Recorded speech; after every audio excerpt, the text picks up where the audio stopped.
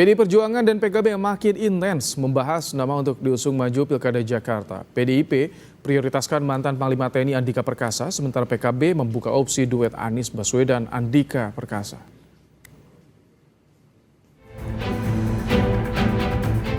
Usai PKS mendeklarasikan pasangan Anies Baswedan Sohibul Imam maju di Pilkada Jakarta, PDI Perjuangan menyebut mantan Panglima TNI Andika Perkasa sebagai prioritas calon gubernur Jakarta.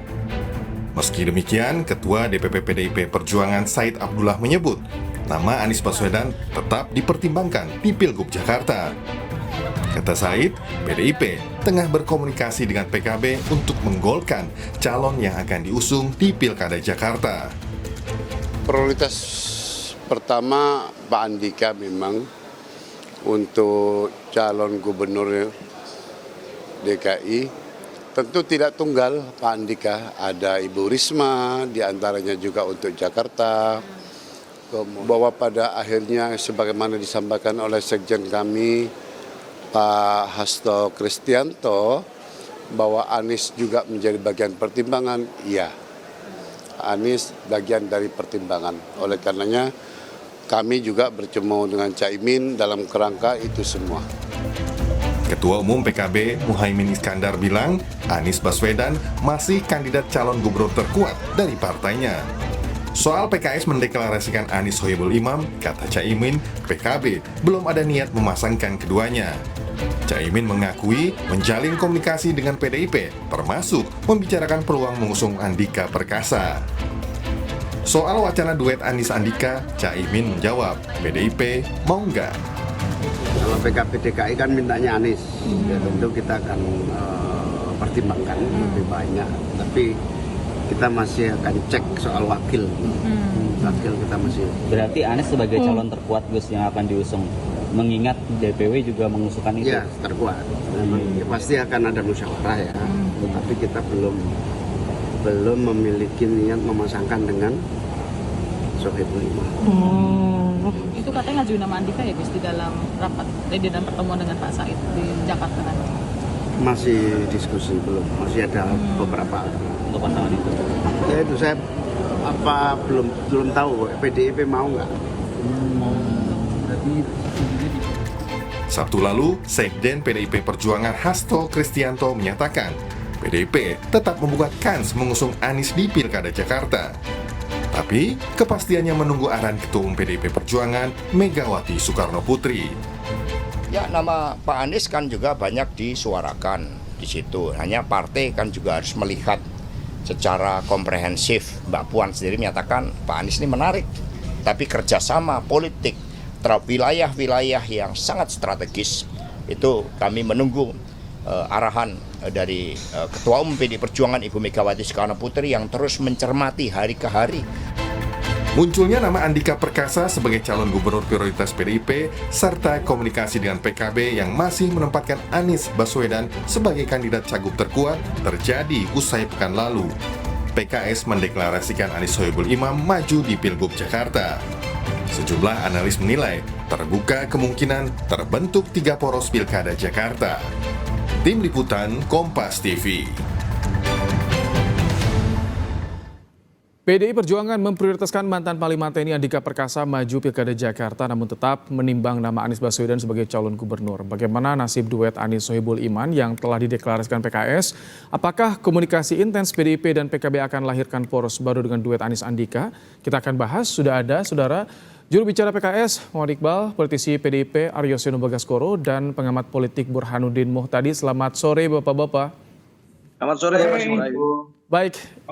Yang pertama saya ingin ke Mas Seno. Mas Seno, jadi sejauh mana keseriusan pembahasan wacana duet Anies Andika? Apakah ini termasuk merespons usulan PKS minggu kemarin yang memunculkan nama Anies Sohibul?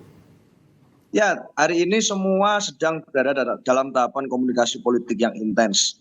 Kita pahami betul bahwa pengalaman pilkada serentak di seluruh daerah ini adalah suatu pengalaman politik yang baru bagi semua partai politik.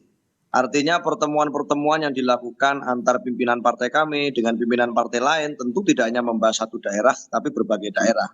Bahwa di Jakarta hari ini kami punya banyak stok nama yang sudah kami umumkan berkali-kali, itu masuk di dalam tahapan penggodokan kami.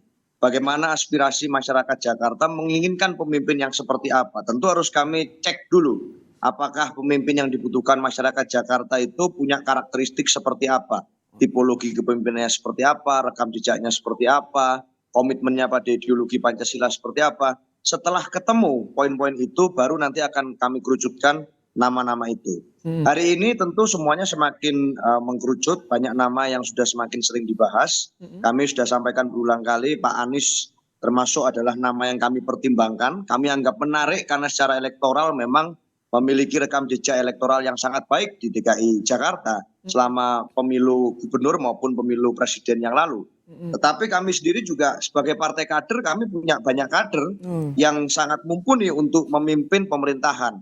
Maka kami usulkan beberapa nama yang hari ini mengemuka. Salah satunya Pak Andika yang kata Ibu Ketua Umum ternyata fansnya juga cukup banyak. Sebagai pemimpin di tubuh militer, sebagai Panglima TNI, beliau menunjukkan banyak perubahan yang signifikan. Dan kami rasa pengalaman itu juga mumpuni untuk sebagai kepala daerah. Tapi prinsipnya sekali lagi Mas, sebelum janur kuning melengkung, janur merah melengkung, janur hijau melengkung, nah, ini semuanya masih dinamis sesuai dengan komunikasi politik masing-masing. Masih dinamis, tapi bagaimana kuat-kuatan komunikasi politiknya, Mas Iqbal? Bagaimana tanggapan dari PKS kemarin mengusulkan Anies Sohibul, sekarang muncul nih Anies Andika. Bagaimana sih PKS melihatnya? Ya, saya kira memang di dalam politik ya sangat dinamis ya, khususnya Jakarta. Saya kira semua partai juga ingin bahwa kadernya juga memimpin. Tapi kan lagi-lagi pertanyaannya adalah sejauh mana kursinya, sejauh mana surveinya, sejauh mana dukungan masyarakat. Yang jelas bagi kami saat ini kalau kita lihat data di lapangan memang Mas Anies ini paling tinggi seperti disampaikan Bang Surya Paloh. Sehingga kami memang sejak awal sudah memutuskan untuk mendukung Mas Anies berpasangan dengan Pak Sohibul Iman.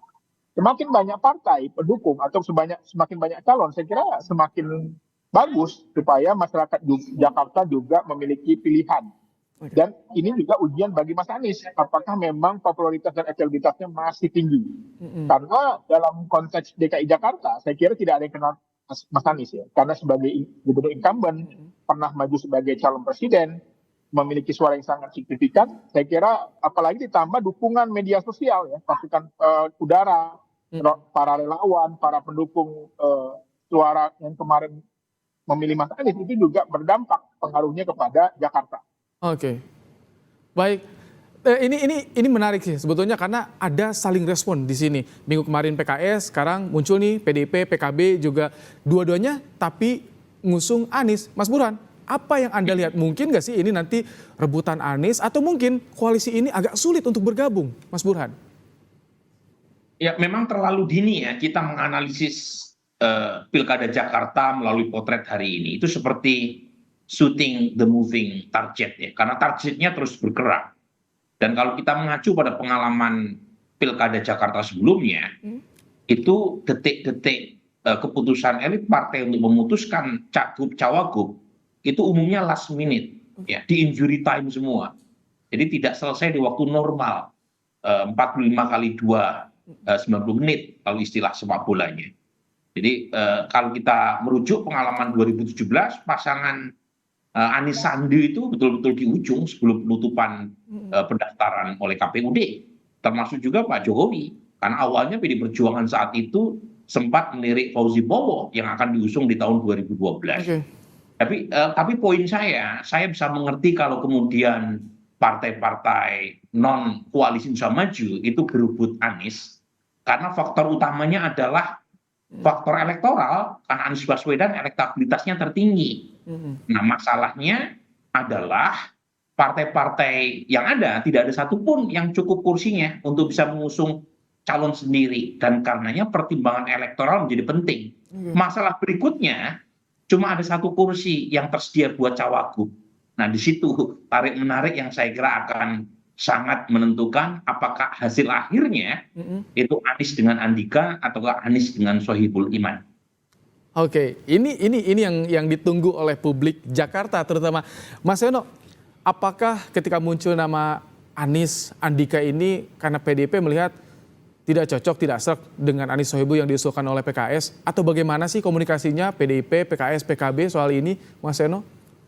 Ya semuanya masih menimbang-nimbang dan belum final. Sekali lagi yang paling menentukan hari ini adalah bahwa komunikasi politik harus dilakukan. Faktanya sesuai yang disampaikan Prof. Burhan, tidak ada satupun partai politik yang bisa mengusung sendirian tanpa mengajak partai politik yang lain. Artinya di sini harus ketemu nih penyesuaian-penyesuaian antar gagasan, antar kesamaan, antar platform. Lalu kita mencari figur yang paling sesuai. Bagaimana Jakarta ke depan akan dirancang. Nah, apakah kemudian kami punya persoalan dengan misalnya usulan nama lain? Masalahnya satu sebenarnya, Mas. Kami juga sebagai partai politik punya tanggung jawab konstitusional untuk kemudian mendudukkan kader-kader kami sebagai prioritas di jabatan-jabatan publik. Tentunya menjadi sah di tahapan hari ini yang semuanya masih sangat cair. Kami juga menyampaikan kami punya nama-nama yang sangat mungkin untuk dimajukan sebagai tokoh yang dapat memimpin di daerah tertentu. Kami punya sistem kaderisasi partai, kami punya sekolah partai, dan semua itu harus bermuara pada penugasan di jabatan-jabatan publik. Oleh karena itu di Jakarta pun kami tidak kekurangan sosok. Mas Andika satu nama, tapi kalau bicara dan merentang ke belakang, ada nama-nama yang lain yang telah kami sebutkan dan semuanya sangat familiar bagi publik Jakarta. Jadi saya rasa hari ini persoalannya kami juga ingin menunjukkan bahwa kaderisasi yang kami lakukan ini juga berhasil memunculkan tokoh-tokoh yang mampu untuk memimpin dan melakukan manajerial kepemimpinan satu daerah. Saya rasa itu. Tapi ini prioritasnya Andika itu untuk di Cawagup atau Cagup nih sebetulnya dari PDIP, Mas Yono? Skenario Cagup maupun Cawagup kami dipersiapkan untuk harus siap. Tetapi tentu semua itu akan diukur dengan elektabilitas, diukur dengan aspirasi dan masukan dari bawah. Termasuk juga dinamika komunikasi politik dengan kawan-kawan partai-partai yang lain yang punya visi yang sama dengan kami. Baik, Mas Iqbal, kalau bicara soal mendekat nih, jika PDIP dengan PKB semakin mendekat, ini PKS memungkinkan nggak tidak mendekat? Atau justru akan berbeda nih, bisa komunikasi dengan Nasdem atau dengan partai lain, Mas Iqbal, di Jakarta ini? Saya kira dari hasil komunikasi kami dengan Bang Surya Paloh dan statement-statement Bang Surya Paloh, saya kira memang Nasdem saat ini memang sudah bulat sepertinya dugaan kami ya, dari hasil komunikasi kami dengan PKS untuk mendukung Mas Anies. Dan Nasdem dan PKS kan cukup ya. Artinya kalau PKS sebagai partai pemenang, tentu saja juga wajar saja kalau mengusulkan kadernya. Dan Mas Anies kan juga salah satu pendiri deklarator Nasdem juga. Gitu. Jadi saya kira banyak pertimbangan lah ya. Bukan berarti Mas Anies ini juga kader PKS. Karena apa? Karena stigma ini muncul karena sejak awal memang PKS yang mengusulkan Mas Anies ketika pilkada di Jakarta. Jadi saya kira sah-sah saja teman-teman PKB memiliki calon ya, termasuk dengan mendukung Mas Anies. Kami sangat bersyukur dan sangat welcome sekali untuk berdiskusi dan berkomunikasi. Tetapi bagi kami majunya Sohibul Iman sebagai wakil itu adalah harga mati. Sohibul Iman wakil harga mati, tapi siapa nanti yang paling berpotensi yang bisa mengusung Anies Baswedan di Pilkada Jakarta dan bagaimana kemungkinan poros yang terbentuk? Kita akan bahas usai jeda. Mas Burhan, Mas Iqbal, Mas Seno tetap bersama kami di Kompas Petang.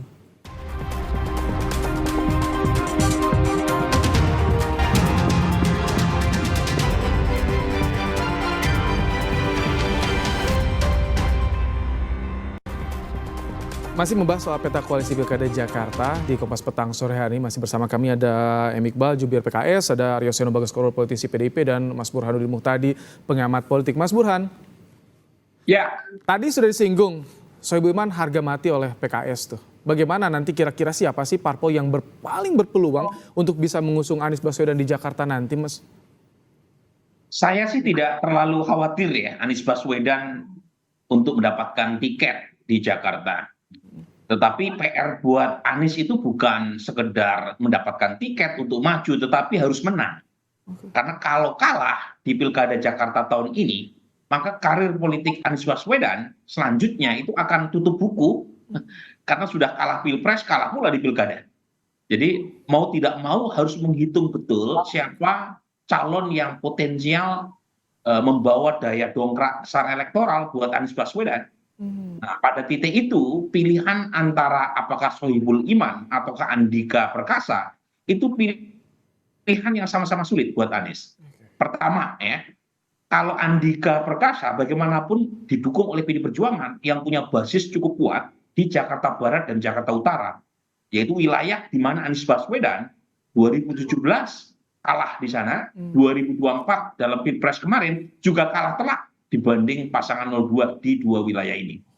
Sementara kalau misalnya Anies memilih untuk meninggalkan PKS dengan tidak memilih Sohibul Iman sebagai cawagupnya, itu juga seperti pisau bermata dua.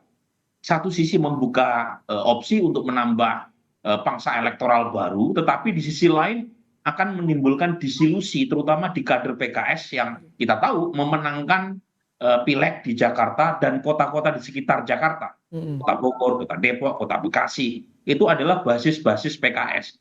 Jadi memang tidak mudah untuk mencari titik temu apakah Sohibul Iman ataukah Andika Perkasa, karena keduanya punya daya tarik bukan dari sisi personal sebenarnya, tetapi lebih dari sisi mesin partai.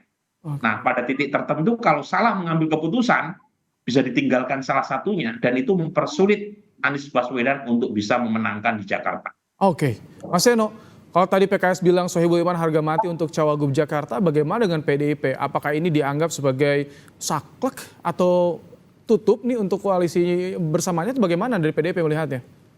Ya, saya rasa kalau bicara dalam konteks komunikasi politik, ngopi-ngopi, ketemu secara informal maupun semi formal, saya rasa itu semua masih sangat mungkin dilakukan terkait dengan komposisi dukungan maupun paslon di dalam Pilgub DKI Jakarta besok. Kenapa? Karena ya sampai hari ini belum ada penutupan pendaftaran. Kita melihat misalnya dari pengalaman Pilpres pun nama-nama calon yang muncul pada saat bertanding berbeda sama sekali dengan yang dibahas beberapa bulan sebelumnya.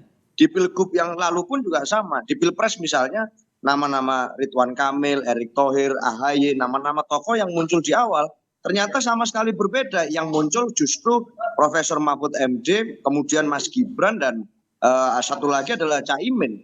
Artinya semuanya sangat mungkin berubah di injury time. Tetapi saya harus ingat betul bahwa di dalam pilkada itu ada banyak variabel yang saling mempengaruhi satu sama lain.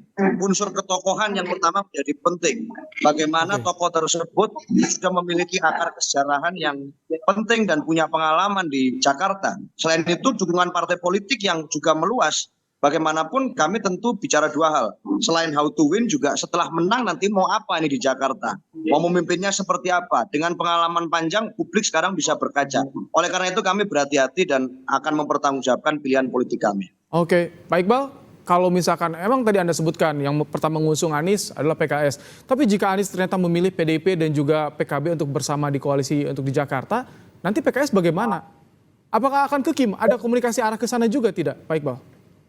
Ya, saya kira kan kami berani mendeklarasikan karena sudah ada komunikasi ya, sudah ada approval, termasuk dengan Bang Surya Paloh dan teman-teman Nasdem. Jadi kami optimis bahwa proposal yang kami ajukan disetujui, dan tentu saja kami sebagai partai politik justru yang menentukan mau berlayar atau tidaknya seseorang itu. Jadi bukan kita justru nurut seseorang, justru kita lah yang menentukan. Maka syarat bagi kami pilihannya dua, masuk PKS atau ambil calonnya wakil dari PKS, kan simpel ya. Dan sepertinya Mas Anies tidak memilih pilihan yang pertama. Kalau tidak memilih pertama, tentu saja pilihan kedua. Dan ini sudah kami komunikasikan. Makanya Mas Anies sudah merespon di media sosialnya ketika beliau lagi di Eropa bahwa beliau berterima kasih dan akan memfollow up proposal ini. Oke, Mas Burhan, kalau bayangannya dengan kondisi seperti saat ini, kira-kira akan terjadi berapa poros nih di Jakarta? Nah, kalau PKB dan PDIP tak bisa ambil Anies, kandidat yang kuat, yang potensial siapa untuk Anda, Mas Burhan? Ya, ada kemungkinan 3 poros kalau melihat konstelasi per hari ini ya. Poros pertama tentu poros koalisi Indonesia Maju. Poros kedua sejauh ini ya antara PKS dengan Nasdem. Dan yang ketiga masih terbuka kemungkinan Mas Aryo Seno berkoalisi dengan PKB. Nah, kalau misalnya itu yang terjadi ini polarisasi 3 kubu dan kemungkinan akan masuk di putaran kedua karena RUU DKJ masih mensyaratkan 50% per satu buat calon yang bisa menang dalam satu putaran, dan itu sepertinya sulit kalau skenario 3 poros terjadi. Nah, pertanyaan penting yang mungkin perlu diajukan adalah apakah misalnya gitu ya, ketika Sohibul Iman dipatok sebagai harga mati, pertanyaannya apakah PKS membuka opsi untuk bergabung dengan koalisi Indonesia Maju terutama dalam konteks Pilkada Jakarta. Dan kalau itu yang terjadi, itu memperberat langkah Anies Baswedan untuk menang. Karena bagaimanapun ada ada semacam irisan basis antara Mas Anies dengan basis PKS. Mungkin sebagian besar basis PKS sekarang preferensinya ke Anies Baswedan. Tetapi kalau misalnya PKS memutuskan mendukung Ridwan Kamil yang diusung oleh Koalisi Indonesia Maju, sedikit banyak ya, ada basis PKS yang lari ke Ridwan Kamil, dan itu akan memecah ya, suara buat Anies Baswedan. Dan kalau itu terjadi, itu betul-betul bencana ya buat Anies Baswedan. Oke, Mas Burhan, jadi faktor yang bisa jadi pengaruh terhadap poros atau peta politik di Pilkada Jakarta nanti termasuk tadi tawaran untuk gabung Kim, atau juga termasuk soal kursi ketua DPRD DKI ini akan menjadi instrumen untuk negosiasi?